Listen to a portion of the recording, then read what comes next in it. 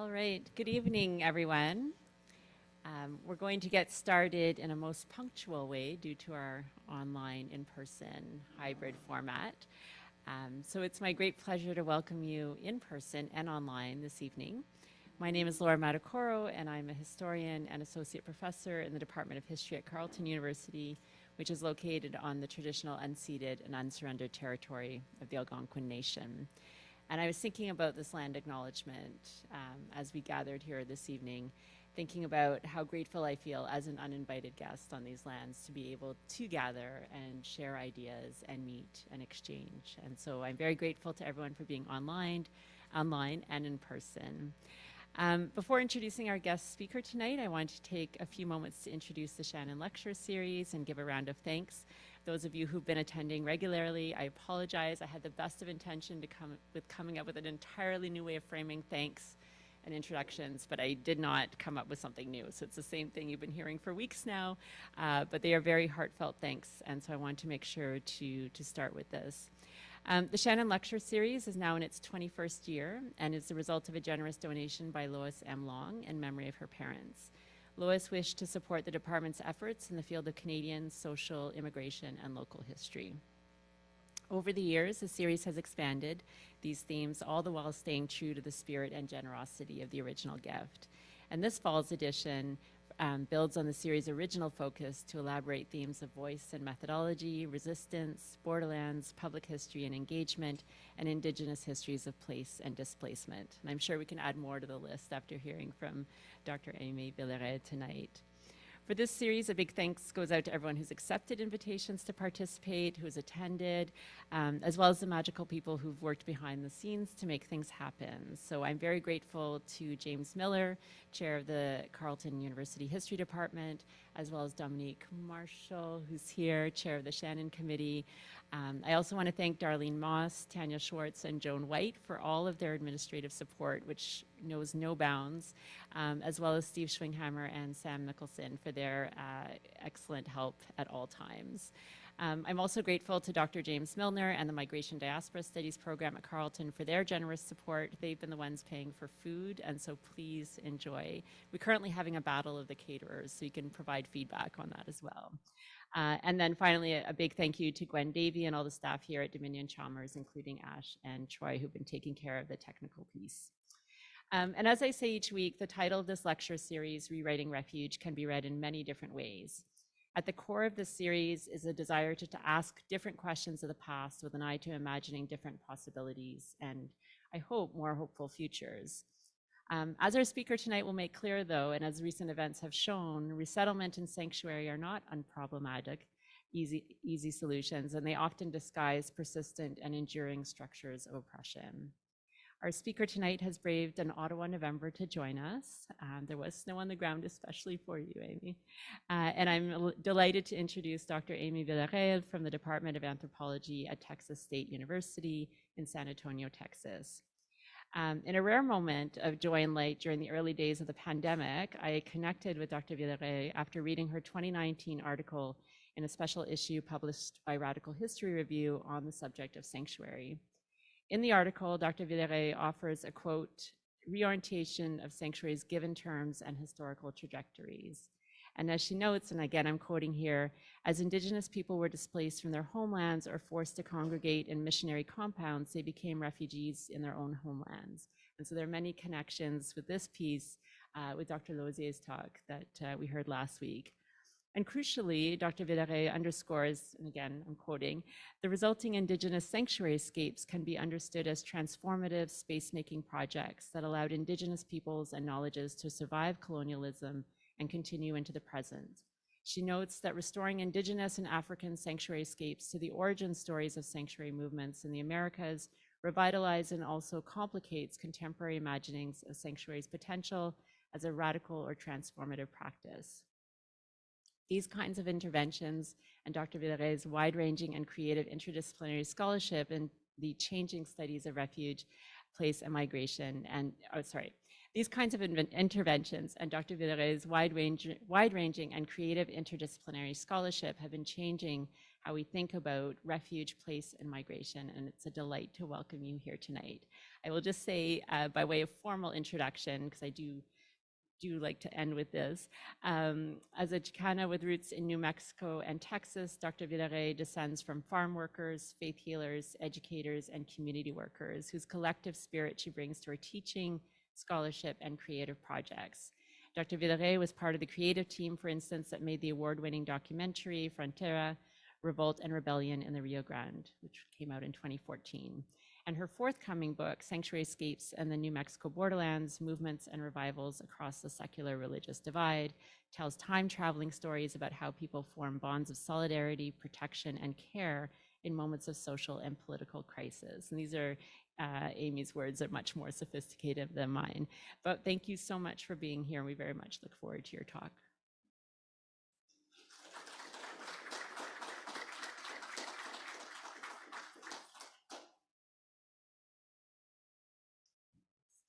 Thank you so much, Laura. That was a beautiful introduction.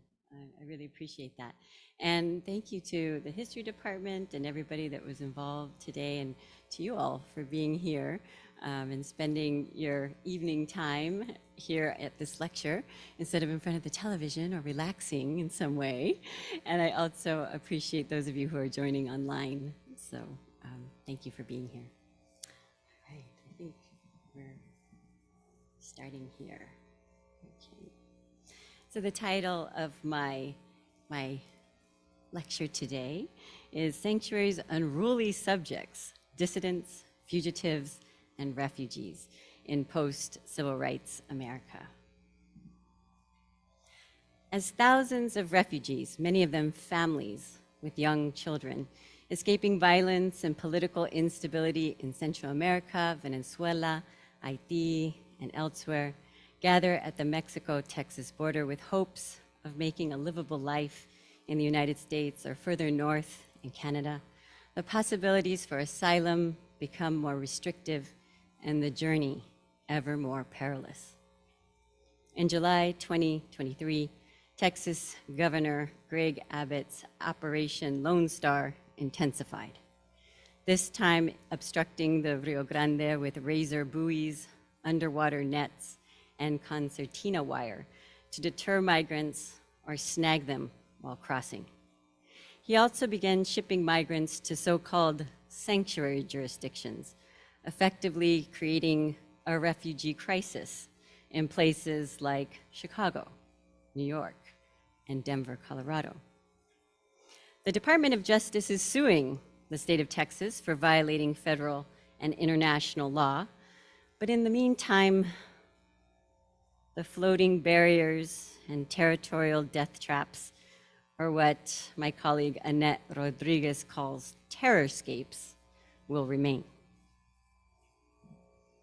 Asylum seekers, like refugees, are defined as people who fear prosecution or persecution based on their race, religion, nationality, political opinion, or membership in a particular social group. Of course, those who are coming now probably can't fit any of those categories. However, unlike refugees, asylum seekers must be on US soil, surrender to la migra, and get in the queue to apply for temporary protection, a very long queue. President Biden's new rule requires refugees to apply for asylum in a country en route and be denied before they are eligible to petition in the US, with few exceptions. The result being that asylum is even more restricted. Sanctuary is a historically related, community-based form of protection and care, often practiced outside or in tandem with governments. The concept is most often associated with Christian notions of sacred space, the ethic of hospitality, and the dignity of the human person. These ideas overlap with liberal humanism and the values of friendship, mutuality, and humane treatment of the persecuted, illegalized, stateless, or otherwise vulnerable or vulnerabilized people. It also references protections for non-human creatures, and endangered natural environments. Those endangered natural environments will maybe in the future make us all refugees. In the broadest sense, people approximate sanctuary with variegated safe spaces, feelings of solace, or the making of home places on occupied and stolen lands. Sanctuary is capacious, its meanings proliferate. Rachel Ida Buff says, sanctuary is not a specific place in a church or other building, but a set of practices by which people come into relations of accompaniment and solidarity. While sanctuary has diverse genealogies and philosophical groundings, its biblical roots and origins in Western European legal traditions dominate. Practices of sanctuary and radical hospitality outside these historical frames are often marginalized or remain undocumented. Goals of the Unsettled Refuge Project is to document indigenous practices or experiences of sanctuary in North America. A related project is bringing histories of immigration into dialogue with Native American histories. Neoliberal capitalism, state violence, and liberal humanism intersect in the making of what Gilberto Rosas calls the walking dead. People who must make themselves dead, either by risking their lives or by casting their homelands as monstrous places in their asylum proceedings in order to let live, are all verifiable. However, histories of sanctuary and ethnographies of settler states tend to ignore indigenous refusals and tradition of sanctuary and hospitality, leaving these practices of continuance outside the frame or set apart from progressive movements organizing under the sanctuary canopy. This separation is partly the result of sanctuary's colonial historiography, its Christian origin story. I propose a different origin story, one rooted in indigenous relationalities, intertribal diplomacy, and radical hospitality. These practices were altered and became more pronounced as a survival strategy as indigenous people were made refugees in their own homelands due to European colonization. Situated in what is now called the Southwest North American region during the Spanish colonial period, and drawing from a combination of Spanish colonial documents, archaeological evidence, and Pueblo Indian oral history, I introduced sanctuaryscapes as a time-traveling methodology and theoretical frame for documenting and describing the diversity of strategies that indigenous people innovated in regions of refuge and rebellion to evade colonial domination. This dynamic field of possibility for refuge or refusal within a particular vicinity or interval of crisis is a sanctuaryscape, a sanctuary that escapes enclosures. I also want to highlight that situations of violence produce sanctuaryscapes. Therefore, fugitivity and sanctuary are twins, two sides of the same coin. How can this reorientation of sanctuary's political origin story within indigenous sovereignties be used to reframe how we theorize and narrate sanctuary practices and movements in the past and present? How might this reframing bring struggles for immigrant rights or hospitality for asylum seekers and refugees into dialogue and solidarity with movements for indigenous rights? My approach to these questions, and there are many approaches, is to locate a historical interval in which sanctuary is revived or mobilized. In this case, the 1980s Central American refugee situation. Using the sanctuaryscapes methodology of juxtaposition, I bring proximate events and different archives together into a single analytical frame. as part of the Unsettled Refuge Project. I asked, where do revolutionary struggles in Central America during the 1970s and 80s intersect with ethnic nationalist movements in North America? How did the US government's counterinsurgency tactics abroad overlap with FBI surveillance, militarized police operations, and repression of political dissidents at home? I'm not the first one to ask these questions. Specifically, I explored intersections between AIM, the American Indian Movement, and the Chicano movement, and the Sanctuary movement.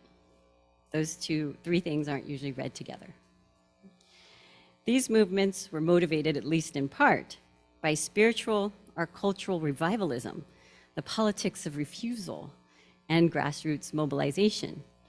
Positioned within this intersection, I focus on unruly subjects, those who defy the ideal of innocence that sanctions sanctuaries embrace, those who destabilize the categories and structures.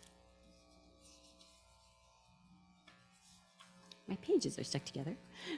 Upon which settler statecraft depends. Indigenous dispossession, racialized and gendered gradations of humanity, and categorical separation of natives, migrants, and citizens. One such unruly subject is Dennis Banks, co-founder of AIM. He was an indigenous nationalist made into a fugitive, refugee, and exile around the same time that hundreds of thousands of Central Americans fled revolutions tainted by US military interventions in the 1980s, seeking sanctuary in the US or Canada. Banks' domestic refugeedom, as I will show, destabilizes citizenship and challenges the legitimacy of the settler state by revealing sanctuary escapes across state lines, tribal territories, and national borders. Dennis Banks, an Ojibwe man from Minnesota, was born on the Leech Lake Reservation in 1937. He passed away in 2017. He was taken away from his family to Indian boarding school in 1942 in Pipestone, and he was there for 11 years, when he was 11 years old. He escaped at 16, went home to find his community had been impacted by the 1950s Allotment Act. He had forgotten his native Anishinaabe language, more BIA regulation, that's Bureau of Indian Affairs, and corruption. White hunters had killed off fish and game. The rice they had grown and sold was being crowded out by industrial farming.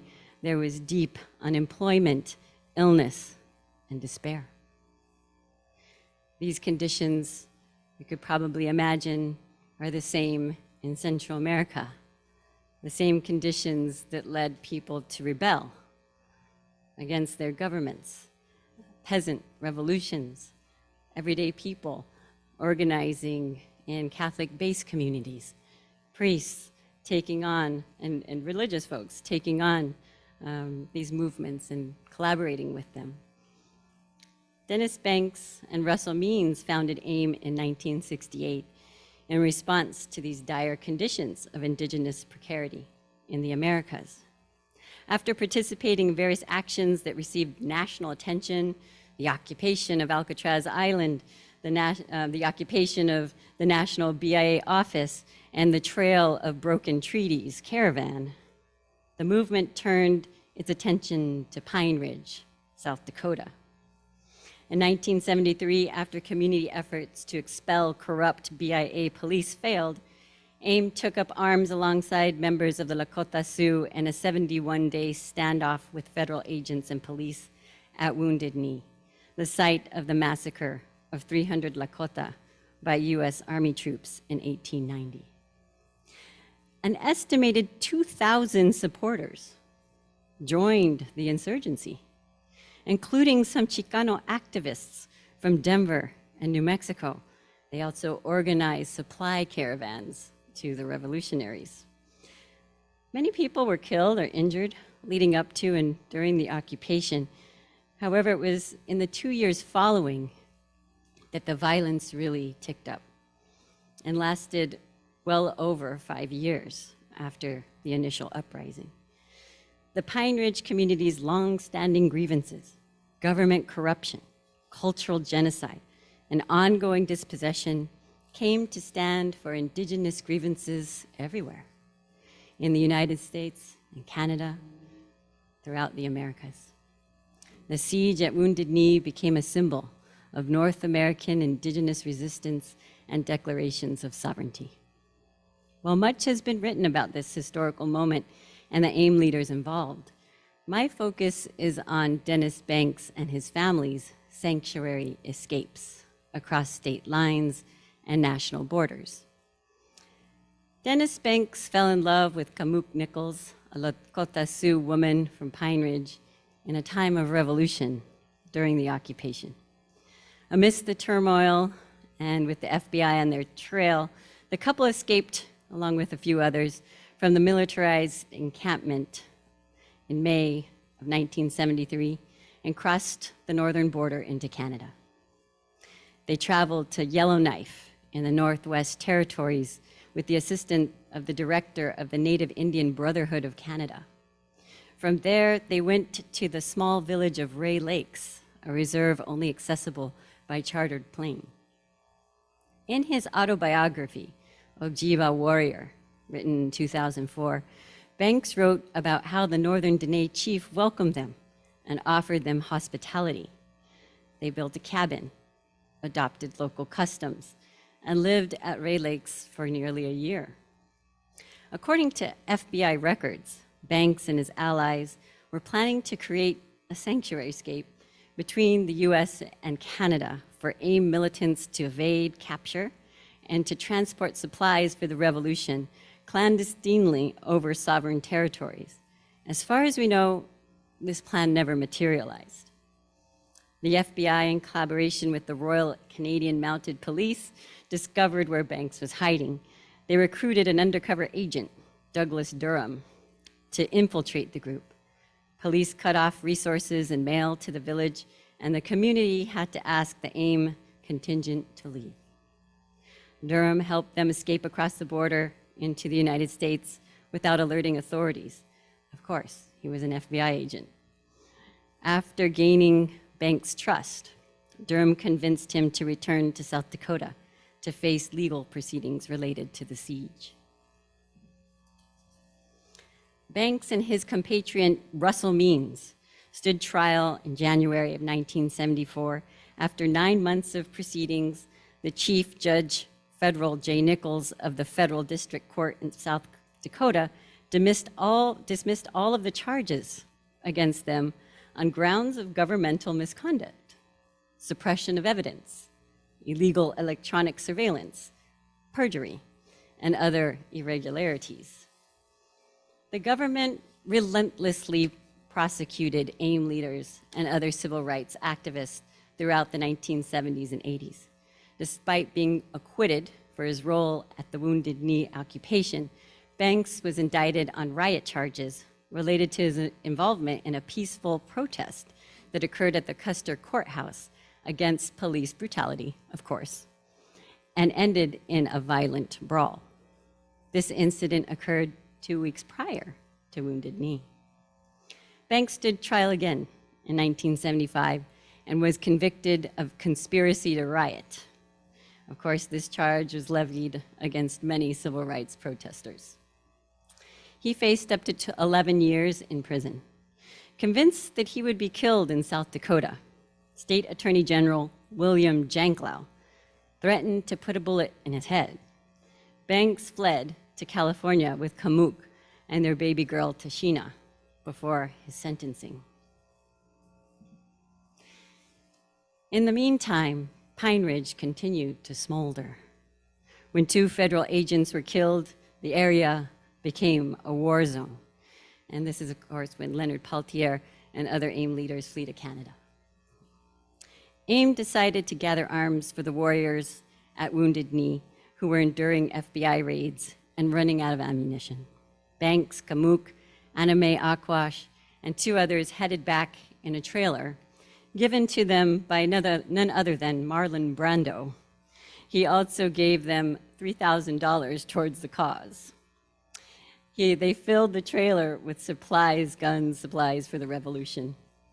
And I want to note, Anime Akwash may be familiar to Canadians. She was a Mi'kmaq woman from Nova Scotia, and she was one of the top female leaders in the American Indian movement, and a close friend and occasional lover of Banks, and a very close friend also of his wife, Kamuk. She was present at the Wounded Knee occupation in 1973. The caravan was stopped by state troopers near Ontario, Oregon. Banks flees on foot, leaving Kamuk, 8 months pregnant, with her 1-year-old baby and Anna May behind. The women are taken to jail for possession of illegal firearms, and Kamuk gives birth to her 2nd child in prison. Anna May was transferred to Vail, Oregon, to await extradition to South Dakota, where there was a warrant out for her arrest. She also was accused of transporting explosives. After fleeing the dragnet in Oregon, Banks took sanctuary with a friend, a Sioux relative, Lehman Brightman, a professor of Native American Studies. He was also at Wounded Knee. Banks, still a fugitive, was arrested by local police and taken into custody on a tip from an informant on January 16, 1976. Brightman was indicted for aiding and abetting a known fugitive. He testified that he was obligated to provide Banks sanctuary under the, quote, tribal law of blood. Interestingly, the jury found this to be a compelling argument, and Brightman was released. However, it was also suspected that he was not prosecuted to protect the identity of the informant. Banks still faced charges on possession of illegal arms and dynamite in relation to the Oregon incident, but the case was dropped due to the FBI having they detonated the evidence. So they blew up the trailer, and then there was no evidence. So they couldn't prosecute him. Banks said, "The first people such as myself are born running for a better way of life and even chance. And that is the real crime of this country. Indian people in virtual exile from our homelands," said Banks, surrounded by nearly 50 news and television reporters on January 26, 1976, after his hearing in San Francisco. Indian people traveled from all over the country to attend the hearings, filling the 30-seat courtroom to the brim. Banks spent the next 3 weeks in jail, awaiting Governor Brown's decision regarding his extradition. Importantly, Kamuk was also in jail in Nebraska, separated from her newborn and toddler. And as you can see from this slide, this is the summary execution. That was a petition that circulated, and it says, there's a quote from the governor of California, "I support the death penalty." There's also a quote from William Janklaw, the governor of South Dakota. It says, "The only way to deal with the American Indian leaders is to put a bullet in their heads." And then South Dakota prison guard says, "He won't last 20 minutes.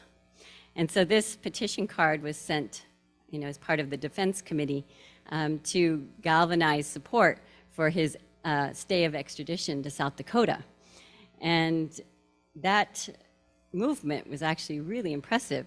They collected over 100,000 signatures to grant him sanctuary, basically, in California. "I will be killed there," Banks said in an article published in Wasaja in February 1976. "South Dakota is the most racist, the most unjust state in the Union. An Indian can't get a fair trial there." "The Custer case was a political case," he asserted. "I consider myself a political prisoner, convicted in a trial that witnessed the outrageous prejudicial, and racist conduct of the state's attorney, Janklow. In racist South Dakota, Indians don't have a chance, end quote. In 1976, California Governor Jerry Brown granted Dennis Banks sanctuary, much to the consternation of William Janklow, then governor of South Dakota. Like her compatriot, Dennis Banks, Anna Mae Aquash also pleaded for sanctuary. She too requested a stay of extradition, claiming that her life was in danger. She told an Idaho reporter, "If they take me back to South Dakota, I'll be murdered." Her intuition was confirmed a few months later, in February 1976, when her frozen body was discovered in a snow-covered ditch near Wanblee. After many years of investigation, prosecution of suspects, and speculation, the facts of Anna Mae's murder remain obscure. Some, including her friend Kamuk Nichols, who testified against AIM in one of the trials, believe that AIM members put out a hit on her life. She was suspected of being an FBI informant. Others believe that it was the FBI and the South Dakota police who murdered her. In his extradition petition, Banks speaks of the dangers of returning to South Dakota using the deaths of two Indigenous women, Anna Mae Aquash and Jacinta Eagledeer, as proof of the violence that existed there. As Gilberto Rosas argues in a recent article, Witnessing in Brown, in which he gives an account of his experience as an expert witness in asylum cases in El Paso, Texas, Banks had to make dead to let live. In other words, he had to become an exile, socially dead, and cast his home place as monstrous to stay in California. Making dead to let live recalls the harrowing testimonies of Central American refugees. As part of the sanctuary movement caravans and solidarity events, they testified to the horrors they experienced during the civil wars to rally public support for the Central American cause. Banks' testimony mirrors these narratives, which were an essential part of the 1980s sanctuary movement's political strategy and were certainly a part of his. These horror stories produced the ideal sanctuary subject, an innocent person, a survivor who was forced to run for their lives only to rely on the kindness of strangers. Returning to Rosas, sanctuary seekers must make dead to let live. They must position themselves as sacrificial subjects to have a chance to continue living. He writes, violent masculinities and victimized femininities are at the heart of these projections. These narratives are not solely strategic or rhetorical, argues Rosas. The threat of violence is a nightmarish form of social discipline. Wielding premature death as a whip is a technique of governance. And as part of the sanctuary or his extradition petition, he wrote in explicit detail of how Anna Mae Aquash was murdered. And he also wrote in explicit detail how Jacinta Eagledeer had been raped by William Janklow, the governor of South Dakota. And so I'm not going to reproduce the explicitness of the violence against these women, but it is horrendous. And it's all detailed in his petition. And this is a key point, because Banks' arguments justify his stay of extradition.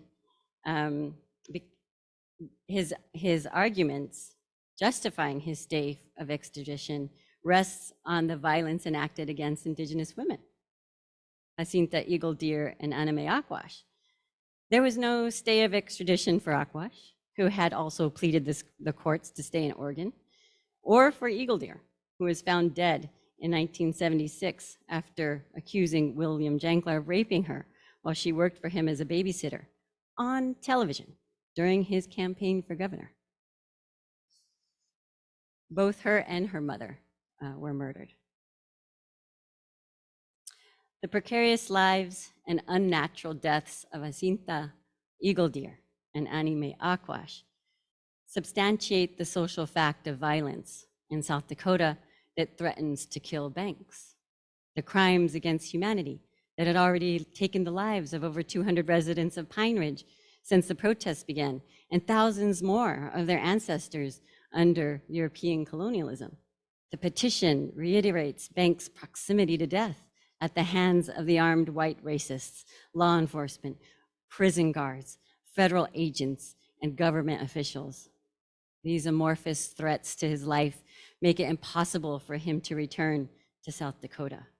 The horrific details of the raped and dismembered bodies of Indigenous women are offered up to the public to secure Banks' sanctuary petition. Positioned as the sacrificial subjects of sanctuary, Jacinta Eagle Deer and Anime Aquash are made dead to allow Banks to live. We also have to include Kamuk Banks in this story. She not only had a baby in prison while Banks was hanging out with Lehman Brightman in San Francisco, she also was with him on this sanctuary journey. She endured his infidelity, and she had 4 babies with him in sanctuary situations in which he was a fugitive. I guess there's no surprise that she eventually divorced him and testified against him in the trial, one of the trials to find out who killed Anime. Banks and his wife Kamuk and their 4 children lived in sanctuary in Davis, California until 1983, when Governor Brown's term ended. During this time, Banks transformed himself into a good sanctuary subject. He became the chancellor of DQ University, a tribal college, where he invited his mentor, Sioux spiritual leader Leonard Crow Dog, to lead the Sundance ceremony and instituted courses in Native American spiritual traditions. If you notice, there's not much warrior spirit here in the same way as being in the other photo that I showed him, taking up arms at Wounded Knee. He presents himself not as an Indigenous warrior, but as a peaceful family man.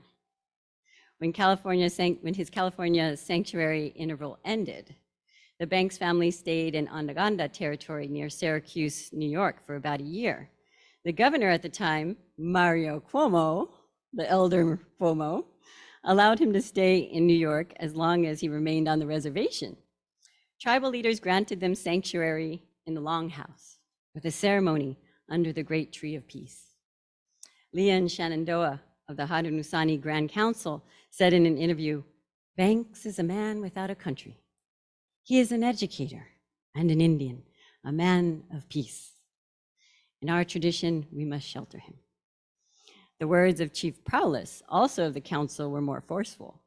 He told a reporter, at the moment, any effort to enter our territory and take Banks by force without express permission from the tribe will be regarded as an invasion of our nation. In an interview published in The Nation in March of 1984, Banks said, "Even though I'm restricted to an area, that doesn't restrict my life." Truth be told, his world was shrinking. The family was confined to the 17 square mile reservation, in stark contrast to their relative freedom in Davis, California. Given the restrictions on their lives and the burdens they placed on the Onondaga community, Banks decided that it was time to face his fate in South Dakota. In January 1984, as churches, cities, and even states such as New Mexico had become or were preparing to declare themselves places of sanctuary for Central American refugees, Banks and his family headed back to Pine Ridge for an all-night prayer ceremony in preparation for his surrender.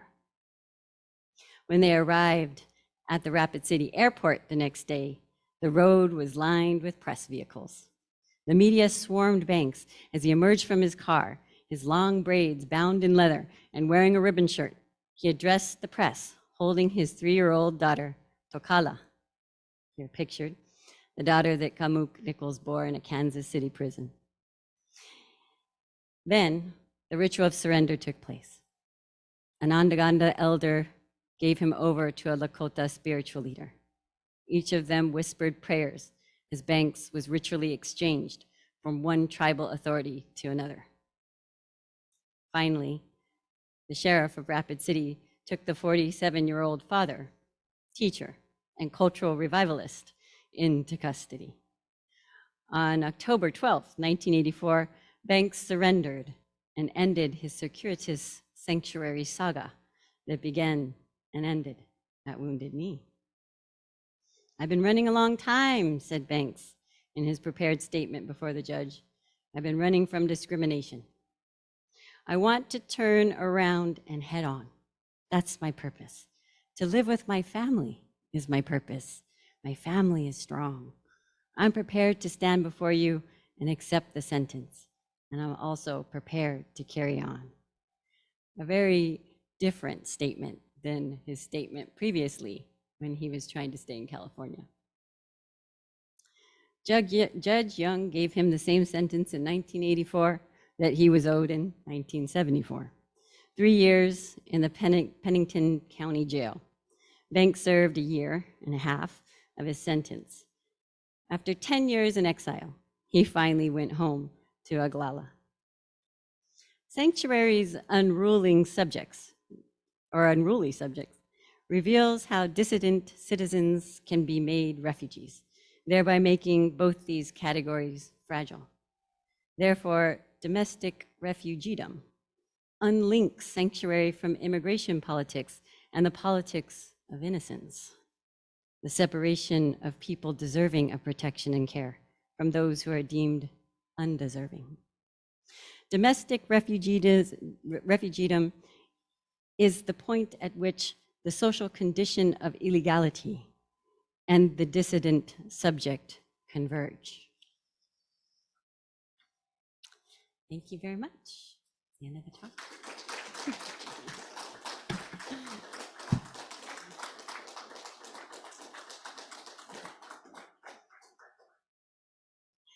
All right, I guess I'll take questions. Thank you so much, Amy. That was really extraordinary in terms of its depth and breadth. I think the story that you told is familiar to some of us at a certain level, but you offered many, many complicating angles and took us to very different places and times. So thank you so much for your insightful comments. So we do have time for questions, comments. Those of you online, please feel free to pop questions and comments into the chat, and we will have roaming mics to pick them up and read them out loud. I might start us off. Sorry, I'm still processing. I was absorbed by the visuals and the story that you were telling, but I'm really struck by the emphasis that you placed on Dennis Banks and how his narrative changed. And I wondered if you could say more about that shifting narrative or that shifting subjectivity in terms of, was this something that he decided needed to be done? Were there people counseling him? How do we account for that change? Absolutely. The first thing that you learn in movements is don't believe the message, right? Everything is strategic.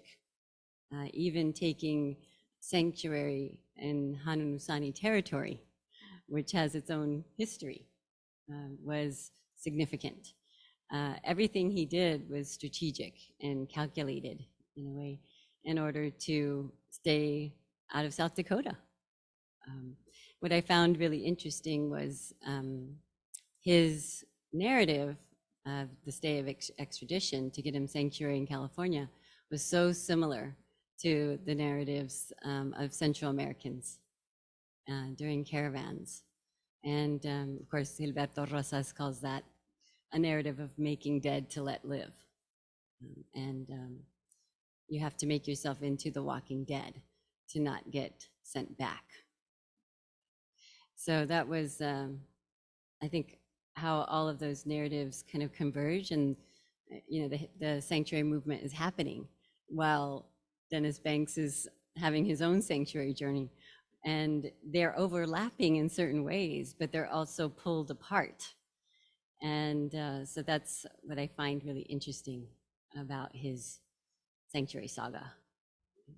But yes, the transformation from the recalcitrant Indian warrior to the peaceful family man, the educator, the spiritual leader, is an important shift because he wanted to stay out of jail.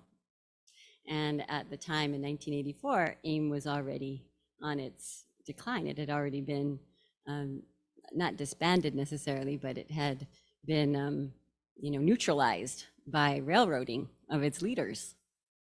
And so he had to find another place for himself within society. And in fact, after that, he started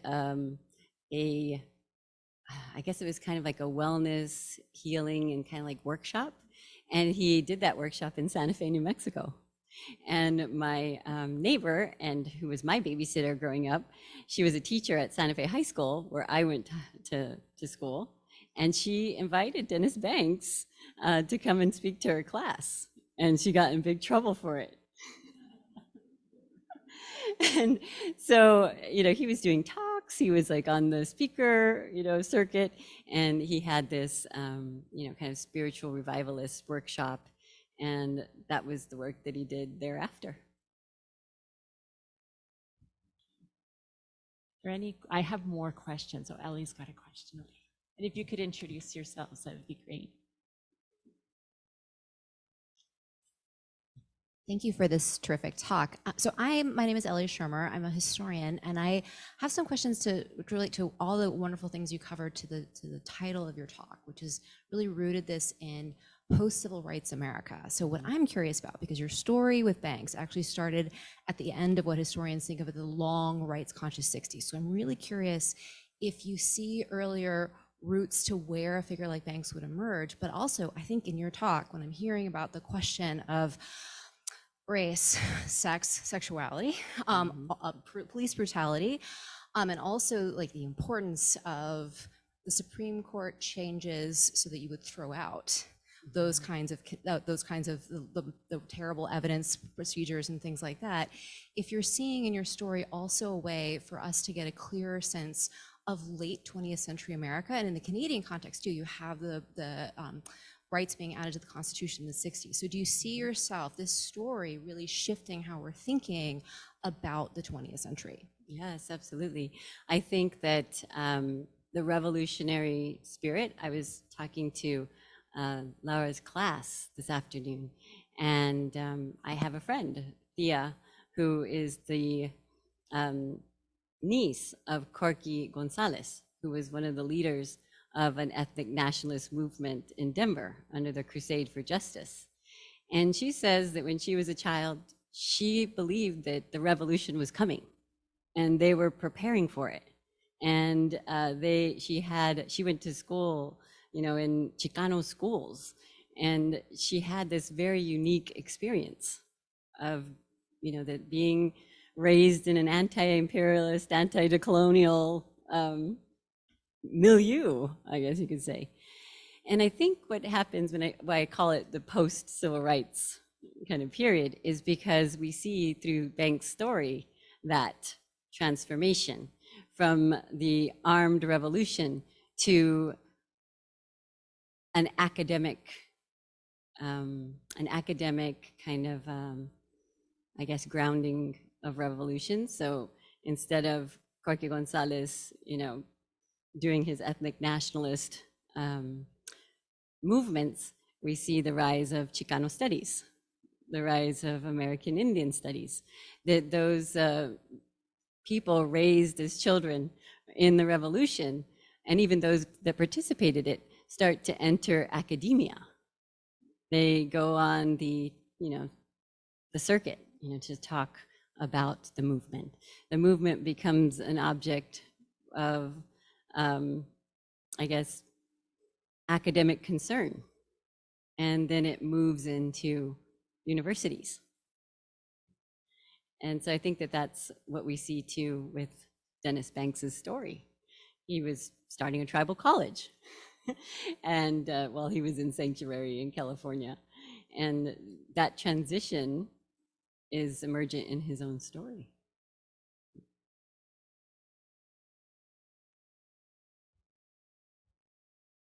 Any other questions? I think we're all still percolating in terms of the richness of your talk.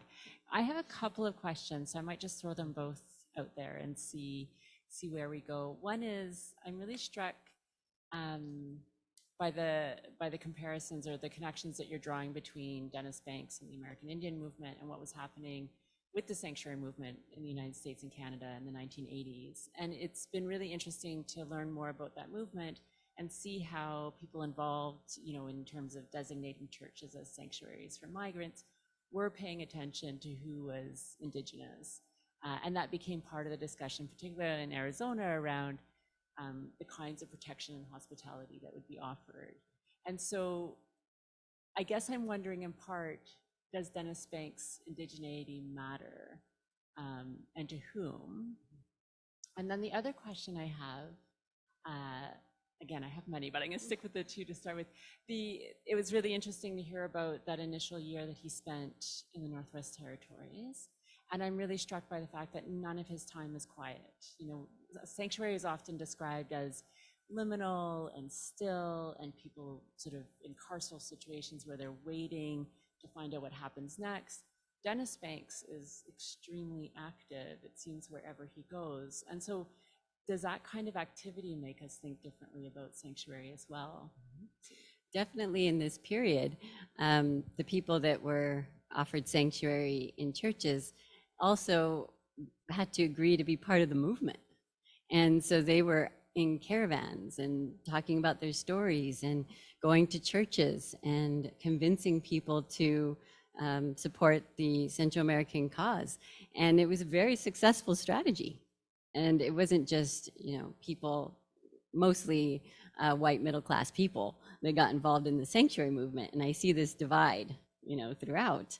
But the ideal sanctuary subject is the revolutionary indigenous peasant who was struggling, you know, that got thrown off their land, or who was, you know, trying to create, you know, socialist change, who was the ideal revolution or ideal sanctuary subject. And I think that we see that in Banks too, that he got all of those signatures, and he got a movement behind him. Marlon Brando, you know, Marlon Brando wasn't the only one. I mean, there were Hollywood actors, there were major politicians that were behind him. The signatures that he garnished from that postcard were in the hundreds of thousands, and they were international. And so his image and that trope of the revolutionary Indian, no doubt, helped him to galvanize that movement. And juxtaposing that with what happened to Anime Akwash should tell us, you know, a lot. I talk about Dennis Banks so that I could talk about what he did to the women in his life. That's why I give this lecture. Because that's what needs to be known. The people, the women who actually died and who he banked his sanctuary claims on. So I think that he was able to galvanize a movement behind him because of that warrior trope that Anime Akwash could not bank on. And so, yeah, and I want to emphasize too, the gendered dynamics of sanctuary, the deeply gendered dynamics that I don't think are emphasized as much. And during this period, if you were in sanctuary, you're not idle. You were out there doing the political work for the cause.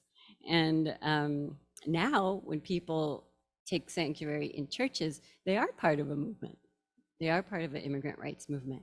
But we often think of them as being idle or liminal or waiting. In a way, it is a type of incarceration, no doubt. I mean, the Banks family was chafing under the tiny space, in the reservation that they couldn't leave. They couldn't take their kids to get ice cream. They couldn't go shopping. I mean, all of those things. So there's, I don't think it's one or the other. It's kind of like, again, the sanctuary scape is a dynamic interval in which a lot of things are happening. And it's always precarious. It's never completely safe. It's, things are happening while you're in this space of sanctuary. For sure. Thank you.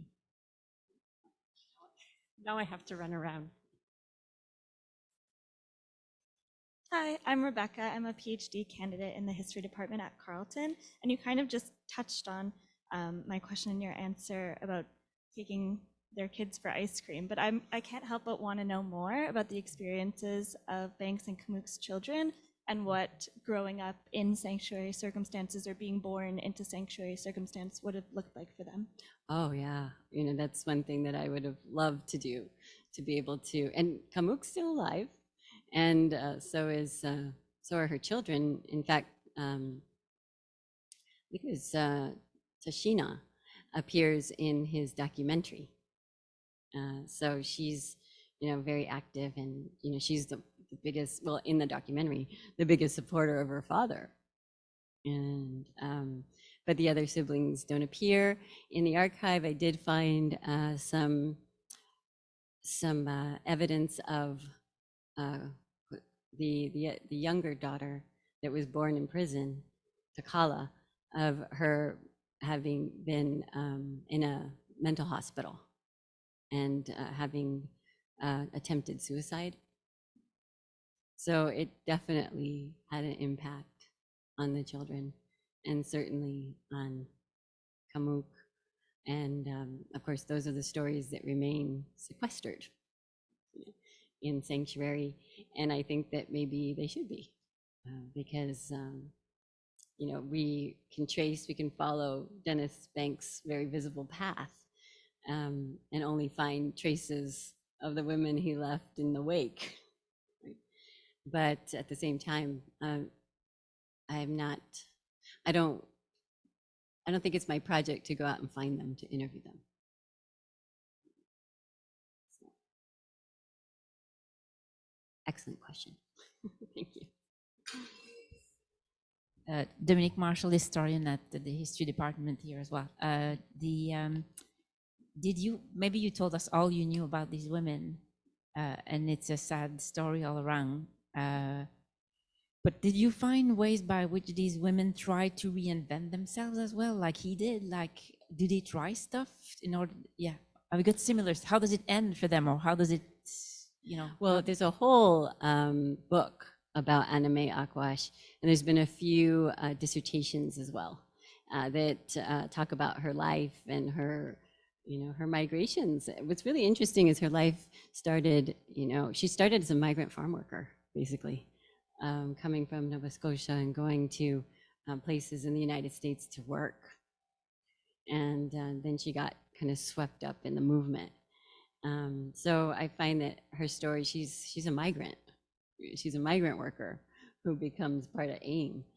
That's another intersection, right, that I didn't talk about. But there's so much more about Anime Akwash that we could talk about.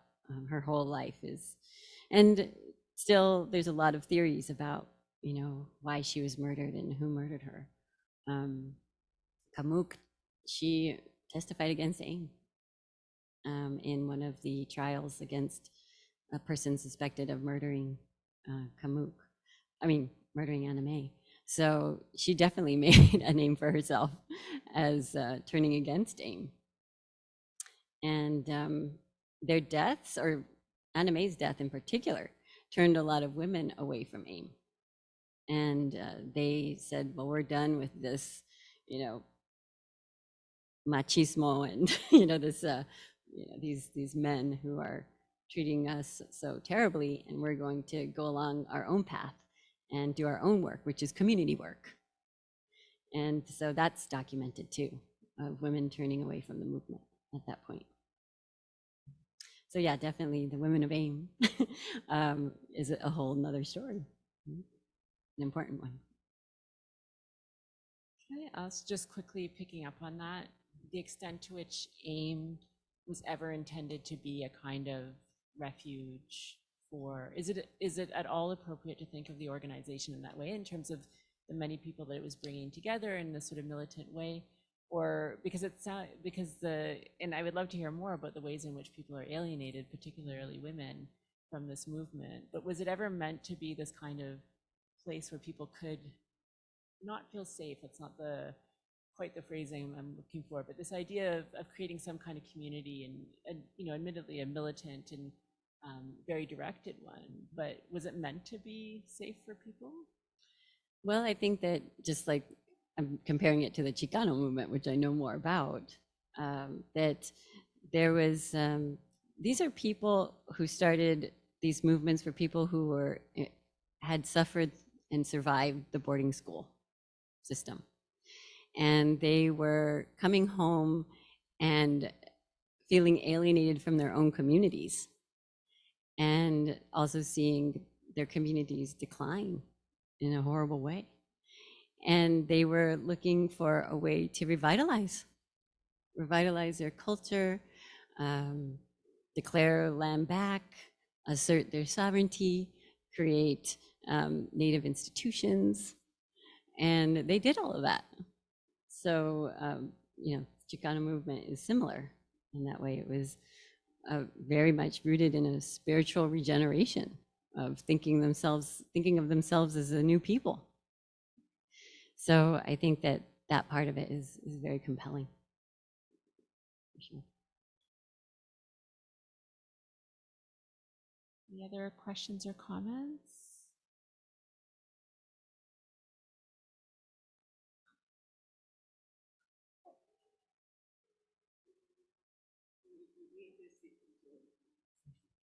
Picking up on something you said in response to one of the earlier questions, you brought up carcerality, you brought up the carceral state, and I'm really curious about, because I think your story, your work has a lot to engage with the new work on carceral studies, and I'm wondering how you see that and how you can sort of broaden and sort of challenge actually that field of study, and I think particularly because of the harm placed on women, which has been overlooked, particularly women of color.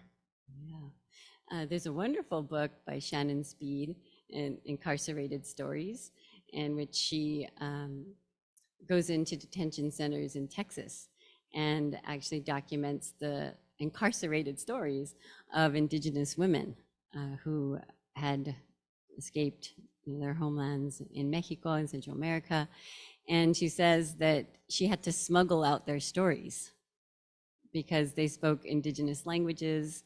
They were often silenced. They were the most vulnerabilized migrants in that detention center.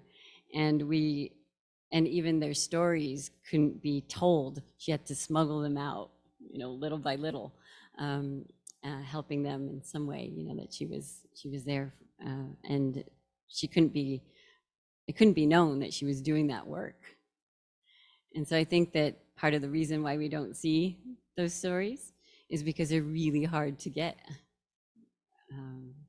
So, you know, that's, I guess, one. And as far as the carcerality, I was really kind of inspired by Kelly Oliver's work, in which she puts humanitarianism in conversation with carceral structures and how the kind of rhetoric around saving migrants, the rescue politics that she brings up, gets tied together and colludes with immigration detention and other kinds of carcerality, and she calls it carceral humanitarianism. So I think that sanctuary is right in the center of that. I think that it could be called a type of carceral humanitarianism in some ways. But like I said, sanctuary is many things. It keeps morphing and transforming into all kinds of different structures, even its opposite. So in Texas, during the, not even in Texas, but during the Trump administration, there was all kinds of reversals of sanctuary. So Trump issued a Operation Safe City, in which he targeted sanctuary jurisdictions for ICE raids. There's been now, at the end of Roe and the Dobbs decision, sanctuaries for women seeking abortions, and also Lubbock, Texas, sanctuaries for the unborn. There's also, I saw sanctuaries for the Second Amendment. I was like, really? Do guns really need sanctuary? I'm not sure about that. Or gun owners? I don't think so. So sanctuary can also be defiled and denatured and launched against the very people that it's intended to help. And so, yes, I could say that there's a lot of ways that it intersects with carcerality, especially when it gets kind of appropriated in that way. I hope I answered the question. It's Very good one. in some ways hard to feel optimistic when you think about the intersections that you were looking at, the Dennis Banks story, and then hearing you reflect on sanctuary in our current moment. Do you feel at all optimistic given what you have studied? Absolutely optimistic. I think that because sanctuary is so flexible, like all of us, have the ability to utilize it and organize under its sign, under its canopy. And I think that it's going to be ever more important due to climate change and changing political structures, in which friendship and mutuality and mutual aid is going to be the way that we survive. So I think that what I like recalling the article that we read in your class is that looking at the history of sanctuary projects us into a future in which we could all become refugees, and that all of us might need sanctuary. So we're looking at the past, but we need to think about futurity when it comes to sanctuary work and community making and accompaniment.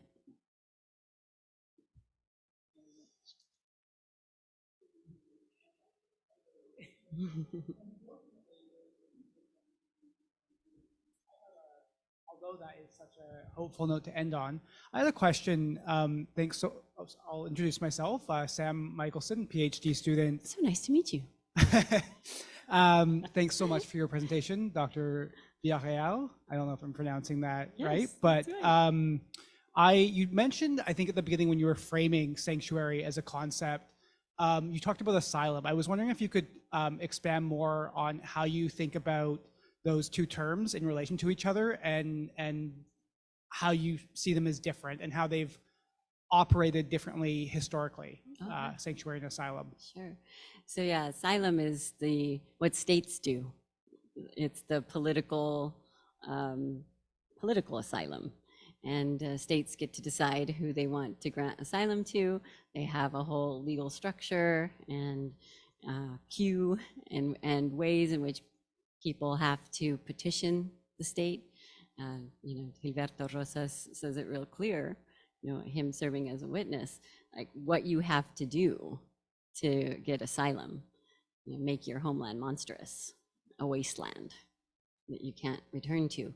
And so he critiques liberalism itself, those structures of, asylum and the legal system in which is supposed to protect us and filter out those, who actually deserve asylum and those who don't.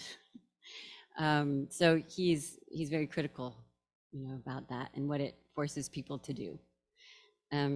So there's that, but historically, and I traced this in the article in Radical History Review, I looked at church asylum, so the Spanish practice of church asylum, which was a legal practice. It was documented, and there were rules around it, and there were spiritual rules dictated by the church, and there were civil rules, and it was, that was created in Spain, and it came to the Americas and did all kinds of things when it arrived.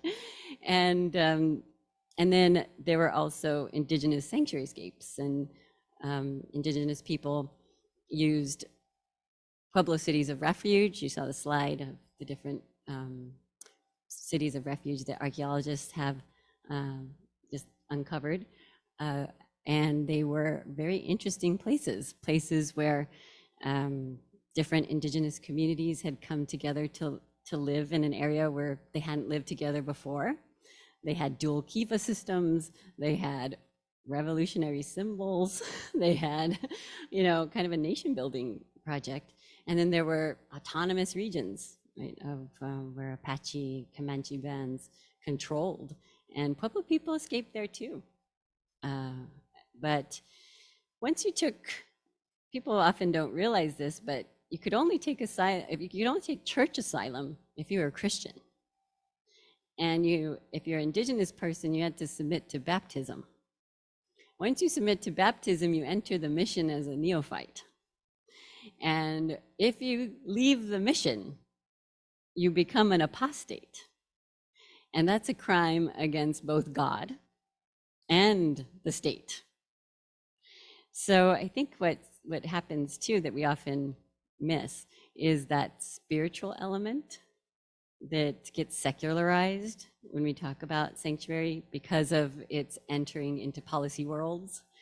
So the sanctuary city is, a collaboration between people who are doing sanctuary work and government officials to try to protect people from deportation. So that's its intersection. And then there's still church sanctuary going on today.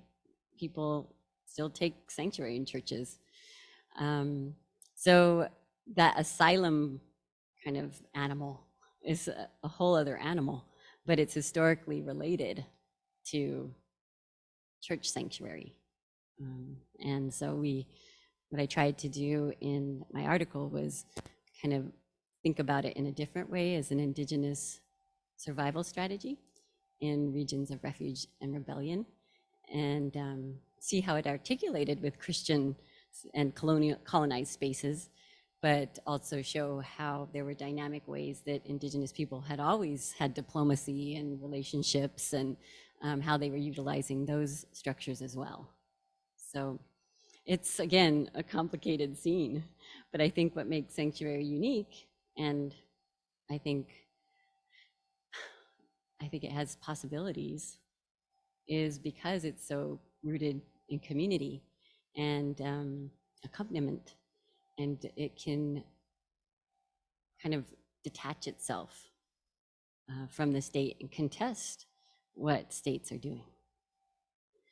So again, it's that interval, it's a dynamic space, it becomes a lot of things. Hope that answered the question. Thank you for that question. Thank you very much. This will be a last call for questions or comments as we wrap. That was another positive. I think we're trying to end on a positive note. I always try to end on positive notes. Good. It's good. I always talk about terrible things, but they have hopefully a happy ending. If you'll indulge me, I maybe have one last question, which is that I wanted to know more about the women, and I thought it was so fascinating the way that you said Dennis Banks as a way to talk about the women.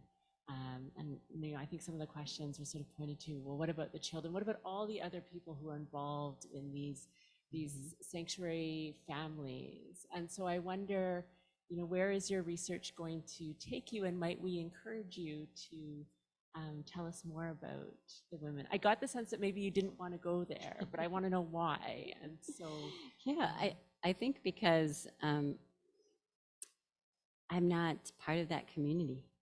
And so I don't feel like I have a respectful way of approaching them. I mean, they're alive, and it'd be wonderful to talk to them. But as an anthropologist, I don't feel like I have a respectful way of engaging them.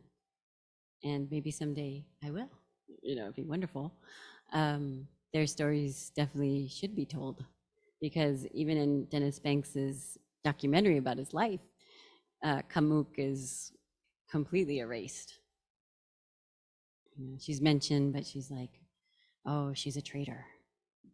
And that's a trope within movement histories.